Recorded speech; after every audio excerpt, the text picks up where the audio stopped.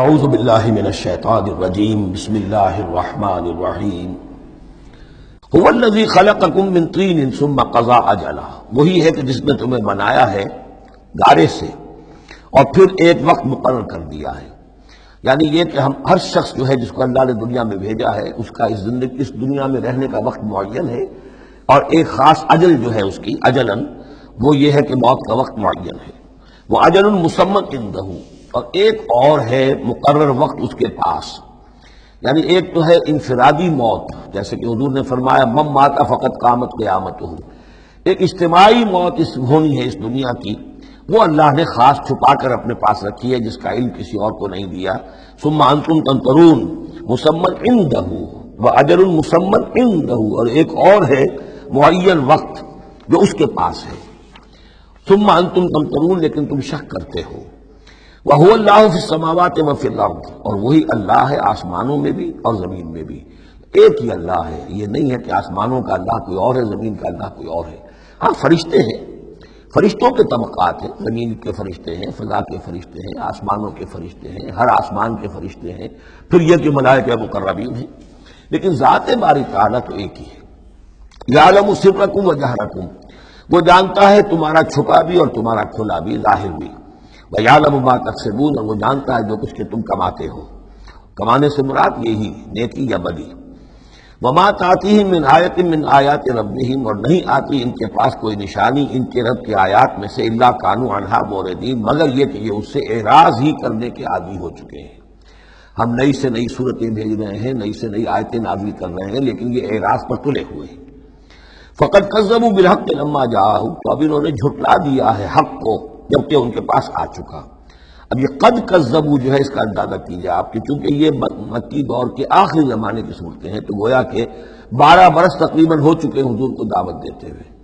اس حوالے سے ابھی تک جو لوگ اڑے ہوئے ہیں وہ گویا کہ پوری طرح ضد پر ہٹ پر جو ہے وہ پوری طریقے سے جم چکے ہیں. فقد کذبوا، بے شک جھٹلا چکے ہیں ان لوگوں نے، جھٹلا دیا ہے بالحق کے حق کو، لما جاءہم، جب کہ ان کے پاس آیا. فسوف یاتیہم انباء ما کانوا بہ یستہزئون، تو اب جلد ہی ان کے پاس آ جائے گی حقیقت اور خبر ان چیزوں کی جس کا یہ مذاق اڑایا کرتے تھے. یعنی یہ مذاق اڑاتے تھے کہ عذاب عذاب عذاب دھمکی دیتے ہوئے محمد کو 11 سال ہو گئے، 12 سال ہو گئے، کان پک گئے ہمارے، عذاب آئے گا عذاب آئے گا عذاب آئے گا.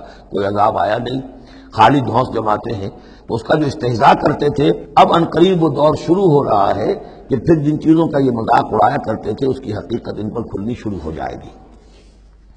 یہ سمجھ لیجئے کہ اس جو گروپ کی 2 صورتیں ہیں، یہ مکیات انعام و اعراف، اس کے بعد سورہ انفال اور سورہ توبہ میں مشرکین مکہ کے لیے عذاب الہی کا بیان ہے. اس لیے کہ عذاب کی پہلی قسط ان پر غزوہ بدر میں آئی ہے، لہذا غزوہ بدر پر مشتمل ہے اس کے حالات پر سورہ انفال، اور ان کے عذاب کی آخری صورت وہ ہے کہ جو سورہ توبہ میں آئی ہے. لہذا یہ 2 صورتیں کہ جو مشرکین مکہ یا مشرکین عرب پر اتمام حجت کی صورتیں ہیں، انعام و اعراف، ان کو جمع کر دیا، اور پھر ان پر عذاب الہی کی جو صورتیں ہیں، ایک ابتدائی اور ایک اختتامی شکل کی حامل، ان دونوں کو یکجا کر دیا. تو 2 مکی 2 مدنی کا یہ گروپ بن گیا. الم یروا کما اہلکنا من قبلہم من قرن مکناہم فی الارض ما لم نمکن لکم، کیا انہوں نے دیکھا نہیں کہ کتنی ہی ہم نے نسلوں کو اور قوموں کو ہم نے ہلاک کیا جنہیں ہم نے زمین میں تمکن عطا فرمایا تھا جو تمہیں عطا نہیں کیا ہے. قوم عاد کتنی زبردست قوم تھی، اسی جزیرہ نما عرب میں آباد تھی، تمہیں اس کے حالات کچھ معلوم ہیں، قصے تمہیں معلوم ہیں. قوم سمود کتنی بڑی قوم تھی، جتنا دبدبہ اس کا تھا، جس طرح کہ اس نے اپنے پہاڑ تراش کر اور چٹانیں تراش کر محل بنائے تھے. ذرا تصور کرو اے قریش مکہ، تمہیں تو وہ چیزیں نصیب بھی نہیں ہوئی ہیں. تو جب ہم نے انہیں ہلاک کر دیا، وَأَرْسَلْنَا السَّمَاءَ عَلَيْهِم مِّدْرَارًا، اور ہم نے ان پر آسمان بھیجا موسلا دھار، یعنی ان پر خوب بارشیں برسائی ہم نے. اور بارش ظاہر بات ہے ماہ مبارکہ ہوتا ہے، اس سے زمین کی رویدگی نکلتی ہے. وَجَعَلْنَا الْأَنْهَارَ تَجْرِي مِن تَحْتِهِمْ، اور ہم نے دریا بہا دیے، نہریں بہا دی ان کے دامن میں، ان کے نیچے. فَأَهْلَكْنَاهُمْ بِذُنُوبِهِمْ، تو ان کو بھی ہم نے ان کے گناہوں کے پاداش اور اعراض اور کفر کے پاداش میں ہلاک کر دیا. تو مطلب یہ ہے کہ پھر تم کس کھیت کی مولی ہو؟ تم کیا سمجھتے ہو کہ تمہارے ساتھ اللہ تعالیٰ کی سنت اور اللہ کا قانون بدل جائے گا؟ وَأَنشَأْنَا مِن بَعْدِهِمْ قَرْنًا آخَرِينَ، اور ہم نے ہر ایک کو ہلاک کرنے کے بعد پھر ایک اور قوم کو اور ایک اور نسل کو اٹھا دیا. وَلَوْ نَزَّلْنَا عَلَيْكَ كِتَابًا فِي قِرْطَاسٍ. اب یہ اصل میں اس آیت کو سمجھ لیجیے، آیت نمبر 7 جو ہے یہ اس سورہ مبارکہ کا سب سے بڑا مرکزی مضمون ہے کہ حضور پر آخری دباؤ ڈال دیا تھا قریش نے کہ آپ اگر رسول ہیں اور رسالت اپنی ہم سے بنوانا چاہتے ہیں تو کوئی حصی معجزہ ہمیں دکھائیے، ایسا معجزہ جو اب آپ کی آنکھوں سے دیکھیں.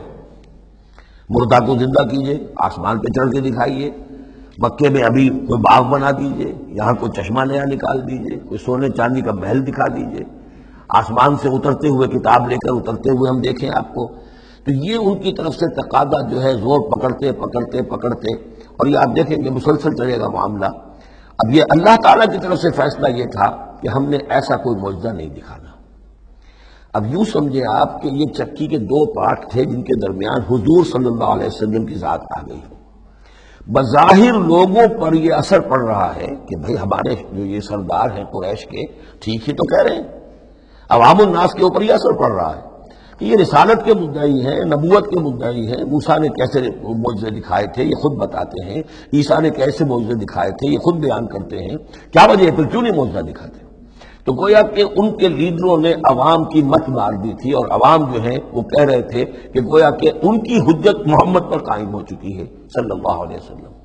ادھر اللہ کا فیصلہ یہ ہے کہ ہم نے ایسا معجزہ نہیں دکھانا، جو بھی حق کا طالب ہے قرآن ہم نے نازل کر دیا ہے، یہی معجزہ ہے. تو یہ جو ہے رد و قضا اس میں جو ہو رہی ہے، اور اس میں واقعہ یہ ہے کہ کسی جگہ پر تو جا کر انسان کانپ اٹھتا ہے تصور کر کے کہ حضور صلی اللہ علیہ وسلم کی جو جان تھی، جان مبارک آپ کی کس قدر ضیق میں آ چکی تھی. ادھر اللہ کا فیصلہ اٹل ہے، ہم نے نہیں دکھانا. ادھر وہ کہہ دکھاؤ، اگر تم ہو واقعی، اگر نبی ہو رسول ہو تو معجزہ کیوں نہیں دکھاتے؟ تو اس کے درمیان گویا کہ ان کے لیے، اور یہ اس کا مرکزی مضمون ہے صورت کا. اور کچھ آگے چل کر جب یہ اپنے کلائمیکس کو پہنچے گا تو واقعہ یہ کہ رونگٹے کھڑے ہو جاتے ہیں. فرمایا وَلَوْ نَزَّلْنَا عَلَيْكَ كِتَابًا فِي قِرْطَاسٍ. اگر ہم نے اتار دی ان پر کوئی کتاب جو کہ کاغذوں میں لکھی ہوئی ہے، فَلَمَسُوهُ، اور وہ اسے چھو بھی لیں بِأَيْدِيهِمْ اپنے ہاتھوں سے، لَقَالَ الَّذِينَ كَفَرُوا إِنْ هَذَا إِلَّا سِحْرٌ مُبِينٌ. اس وقت بھی یہ کافر یہی کہیں گے کہ یہ تو کھلا جادو ہے، ہماری آنکھوں پر اثر ہو گیا تھا، ہماری نظر بندی کر دی گئی تھی. جس نے نہیں ماننا اس نے نہیں ماننا ہے. البتہ ہوگا کیا، ہم ایسا معجزہ دکھا دیں گے کہ مہلت ختم ہو جائے گی، پھر فوراً عذاب آئے گا.